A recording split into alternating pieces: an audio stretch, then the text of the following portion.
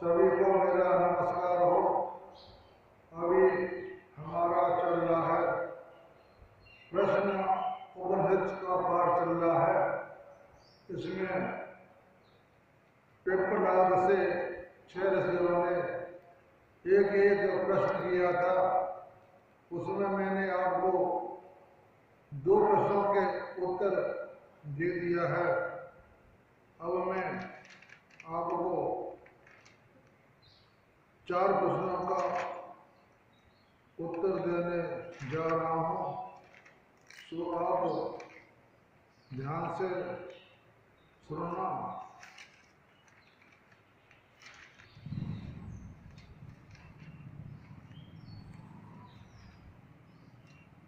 और अब कहते हैं कि उसके बाद पिप्पलाद से कौशल्या, अश्वलायन, कौशलदेशी अश्वलायन ने भी पूछा कि भगवान, प्राण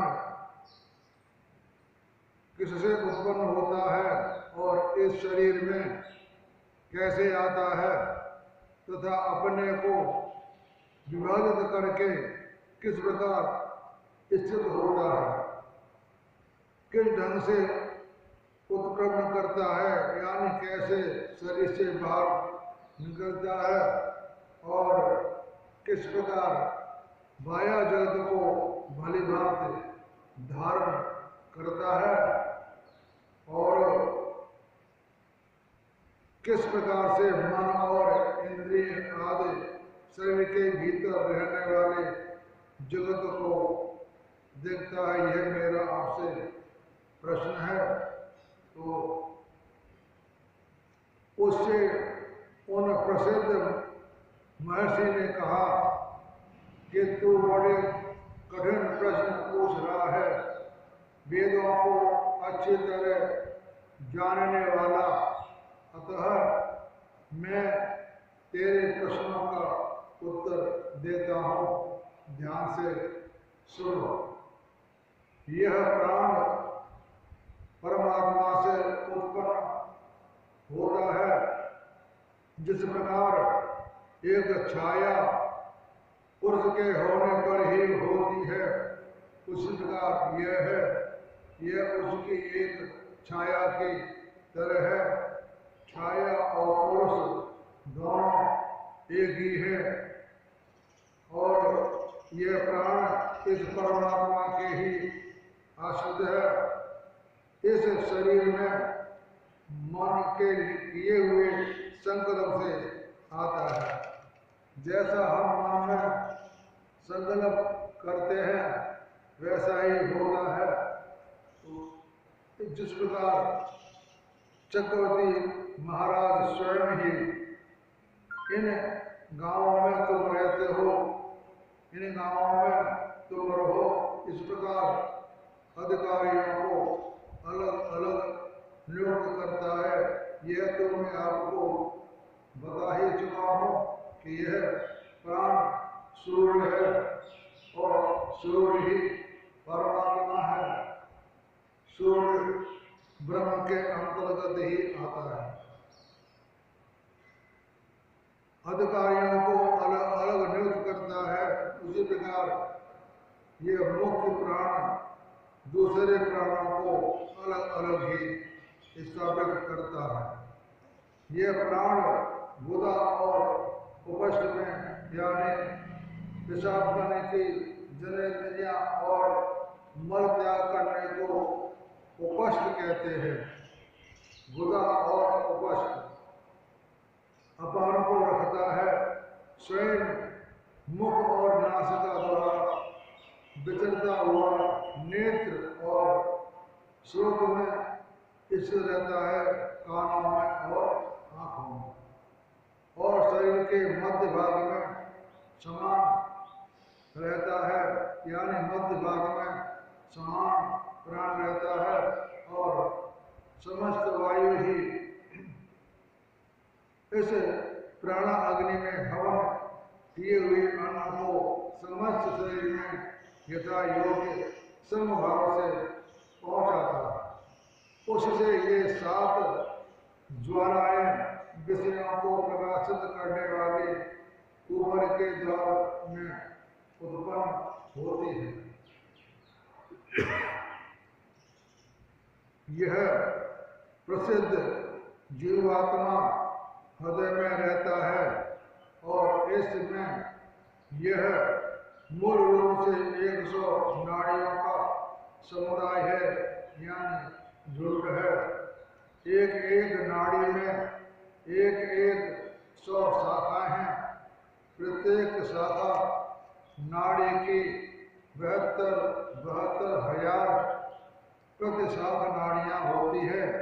इनमें ज्ञान वायु विचरण करता है, यानी चलता है, और एक नाड़ी और है, उसके द्वारा उदान वायु ऊपर की ओर विचरता है। वह पुण्य कर्मों के द्वारा मनुष्य को पुण्य लोक में ले जाता है और पाप कर्मों के कारण पाप योनि में ले जाता है। पाप और पुण्य दोनों प्रकार के कर्मों द्वारा जीव को मनुष्य शरीर में ले जाता है। यह निश्चय ही सूर्य ही वाया प्राण है। यही इस नेत्र संबंधी प्राण पर अनुग्रह करता हुआ उदित होता है। पृथ्वी में अपान वायु की शक्ति रूप देवता है और वही यह मनुष्य के अपान वायु को स्थिर किए रहता है। पृथ्वी और सूर्य के बीच जो आकाश है वह समान है और वायु ही ज्ञान है। इसे ज्ञान वायु कहते हैं और वे प्रसिद्ध तेज गर्मी ही उदान है। इसलिए जिसके शरीर से तेज शांत हो जाता है वह जीवात्मा मन में विलीन हुई मिल जाती है और इंद्रियों के साथ पुनर्जन्म को प्राप्त होता है। यह जीवात्मा जिस संकल्प वाला होता है उस संकल्प के साथ मुख्य प्राण में स्थित हो जाता है और मुख्य प्राण तेज से युक्त हो अपने सहित मन इंद्रियों से युक्त जीवात्मा को उसके संकल्प अनुसार भिन्न भिन्न लोक अथवा योनियों में ले जाता है। हम जैसा मन से संकल्प करते हैं या मन में विचार लाते हैं वैसा ही होता है।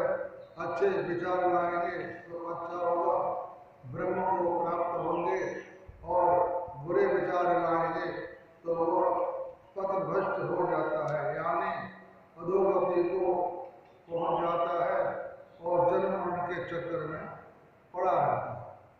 आया समय को नहीं, यानी हम जब जो मन में बात सोचते हैं वैसा ही होता है।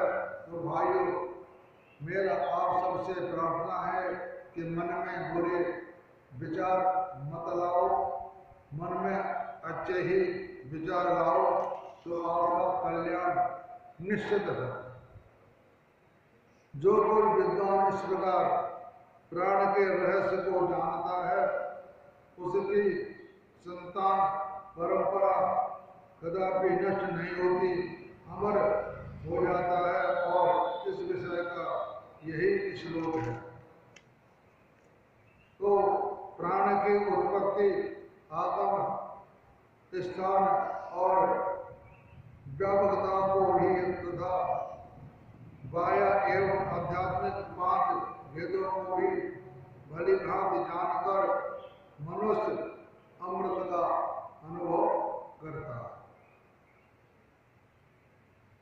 यह जानकर अमृत का अनुभव करता है और पुनरुक्ति प्रश्न की समाप्ति सूचित करने के लिए है। इसके बाद इन प्रसिद्ध महात्मा ने से गलगा गोत्र में उत्पन्न शौर्य ही ऋषि ने पूछा कि भगवान, इस मनुष्य शरीर में कौन कौन सोते हैं, इसमें कौन कौन जागते हैं, यानी कौन कौन सोता है और कौन कौन जागते रहते हैं। यह कौन देवता सपनों को देखता है और यह सुख किसको होता है, ये सब के सब किसमें निश्चित रूप से संपूर्ण या स्थित रहता है, यह मेरा प्रश्न है। तो उसका उत्तर देते हैं पिपलाद। उसने उन सुवृद्ध महर्षि ने कहा कि हे गार्ग्य, जिस प्रकार अस्त होते हुए सूर्य की सब किरणें इस तेजोमंडल में एक हो जाती है और उदय होने पर सब पुनः पुनः सब और फैलती रहती है, और ठीक ऐसे ही निद्रा के समय वे सब इंद्रियां परम देव मन में एक हो जाते हैं, और इस कारण उस समय यह जीवात्मा न सुनता है, न देखता है, न सुनता है, न स्वाद लेता है और न ही स्पर्श करता है। माने बच्चों हाथों अपना कोई काम नहीं करते, न बोलता है, न ग्रहण करता है, न मैथुन का सुख भोगता है, न मर मूत्र त्याग करता है, न चलता ही है, और उस समय वो सो रहा है। ये लोग कहते हैं कि अब गार्ग के प्रश्न का संक्षेप में उत्तर देकर दो मंत्रों द्वारा यह भी बतलाते हैं कि सब इंद्रियों के लय होने पर मन की कैसी स्थिति रहती है। उसको कहते हैं कि इस शरीर नगर में 5 प्राण रूप अग्नियां ही हैं। ये 5 प्राण एक अग्नि का ही रूप है जो दागती रहती हैं। यह प्रसिद्ध अपान ही गार्हपत्य अग्नि है और ज्ञान अनवाह परिपचन नामक अग्नि है, और गार्हपत्य अग्नि से जो उठाकर ले जाती है वह आहवनीय अग्नि प्राणायाम होकर ले जाने के कारण ही प्राण रूप है। जो ऊर्ध्व श्वास और अधो श्वास, ये दोनों मानव अग्निहोत्र की 2 आहुतियां हैं, सांस लेना और सांस छोड़ना। इनका जो समभाव से सब और पहुंचता है, इसलिए जो समान कहलाता है वही हवन करने वाला ऋत्विक है। यह प्रसिद्ध मन ही यजमान है और अविष्ट फल ही उदान है। वह उदान ही इस मनरूप यजमान को प्रतिदिन निद्रा के समय ब्रह्मलोक में भेजता है, अर्थात हृदय गुह में ले जाता है।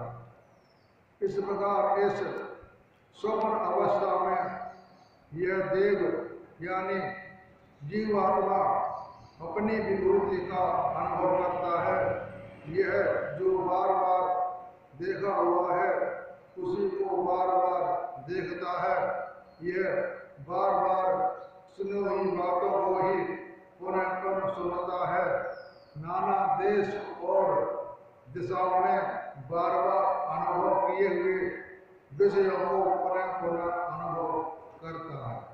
इतना ही नहीं, देखे हुए और न देखे हुए को भी, सुने हुए और न सुने हुए को भी, अनुभव किए हुए अनुभव न किए हुए को भी, विद्वान और अविद्वान को भी इस प्रकार सारी घटनाओं को देखता है और स्वयं सब कुछ बनकर देखता है।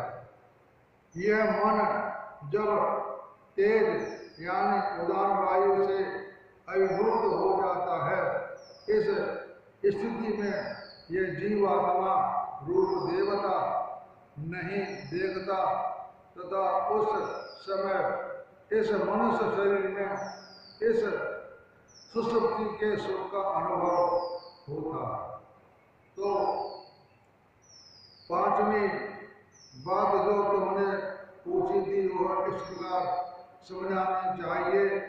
हे प्रिय, जिस प्रकार बहुत से पक्षी सायंकाल में अपने निवास रूप वृक्ष पर आराम से ठहरते हैं और बसेरा लेते हैं, ठीक वैसे ही आगे बताए जाने वाले पृथ्वी आदि तत्वों से लेकर सबके सब परमात्मा में सुखपूर्वक सहारा लेते हैं।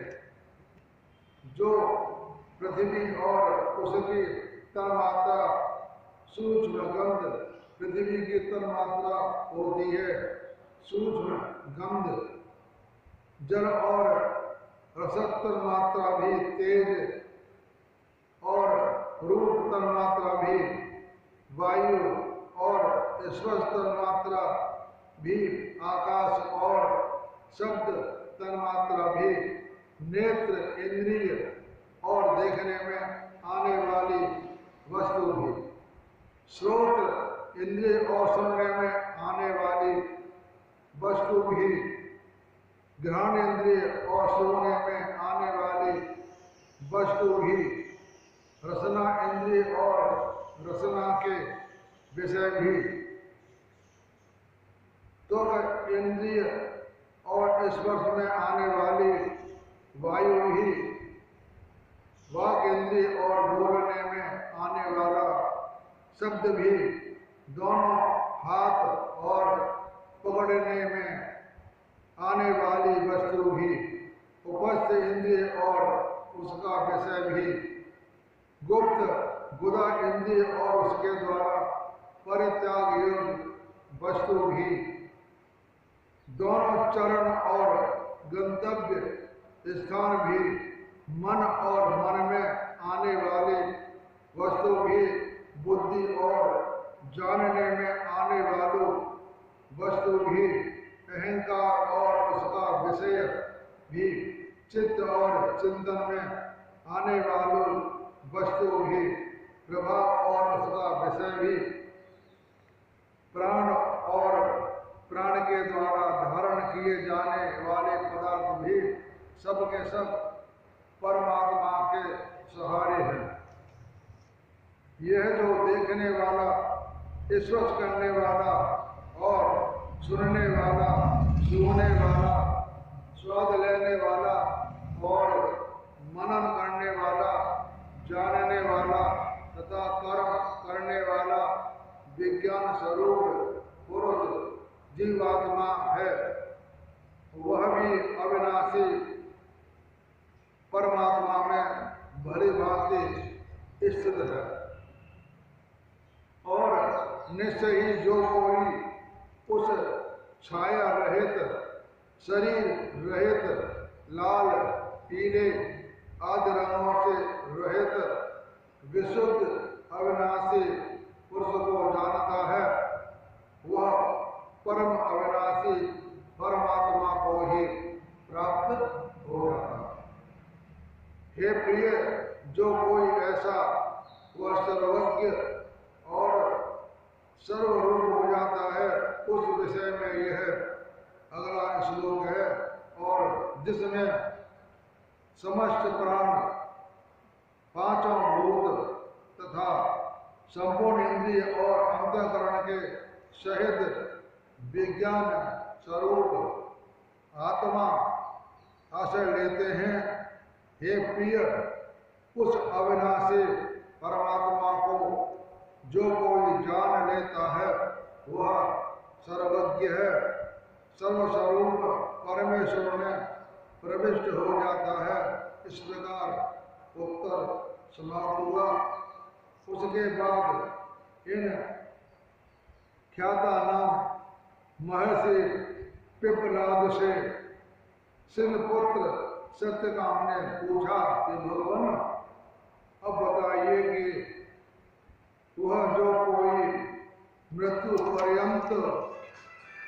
उस ओंकार का भली भांति ध्यान करता है, उस उपासना के बल से किस लोग को निसंदेह जीत देता है, यह मेरा प्रश्न है। उससे उन प्रसिद्ध महर्षि ने कहा कि हे सत्यकाम, निश्चय ही है जो ओंकार है वह परब्रह्म और अपर ब्रह्म भी है। इसलिए इस प्रकार का ज्ञान रखने वाला मनुष्य एक ही अवलंब से अर्थात ब्रह्म मात्र के अपर और परब्रह्म से किसी एक का अपने श्रद्धा के अनुसार करता है तथा यह उपासक यदि एकमात्र से युक्त ओंकार का भली भांति ध्यान करे तो वह उस उपासना से ही अपने देह की ओर प्रेरित किया होता है। जब हम कोई मंत्र पढ़ते हैं तो सबसे पहले ओम का उच्चारण किया जाता है, क्योंकि ओम ही ब्रह्म है और उस देह को प्रेरित किया हुआ शीघ्र ही पृथ्वी में उत्पन्न हो जाता है। उसको ऋग्वेद की ऋचाएं मनुष्य शरीर प्राप्त करा देती हैं। वह यहाँ उपासक तथा ब्रह्मचर्य और श्रद्धा से संपन्न होकर महिमा का अनुभव करता है। परंतु यदि दो मात्रा से युक्त ओंकार का अच्छे प्रकार ध्यान करता है तो मनोमय चंद्रलोक को प्राप्त होता है। यह यजुर्वेद का मंत्रों द्वारा अंतरिक्ष में स्थित चंद्रलोक को ऊपर की ओर ले जाता है और यह चंद्रलोक में वहाँ ऐश्वर्य का अनुभव करके उन्हें इस लोक में लौट आता है। परंतु जो तीन मात्रा वाले ओम, अ, ई और म ओम की तीन मात्राएं होती हैं, इन अक्षर के द्वारा ही इस परम पुरुष का निरंतर ध्यान करता है। वह तेजोमय सूर्यलोक में जाता है और जिस प्रकार सर्प के कैंचुली से अलग हो जाता है, ठीक उसी तरह यह पापों से सर्वथा मुक्त हो जाता है। इसके बाद वह सामवेद की श्रुतियों द्वारा ऊपर ब्रह्मलोक में ले जाता है और वह इस जीव समुदाय का रूप परम तत्व से अत्यंत श्रेष्ठ शरीर रूप नगर में रहने वाले अंतर्यामी परम पुरुषोत्तम को साक्षात कर लेता है। और इस विषय में अगले दो श्लोक हैं।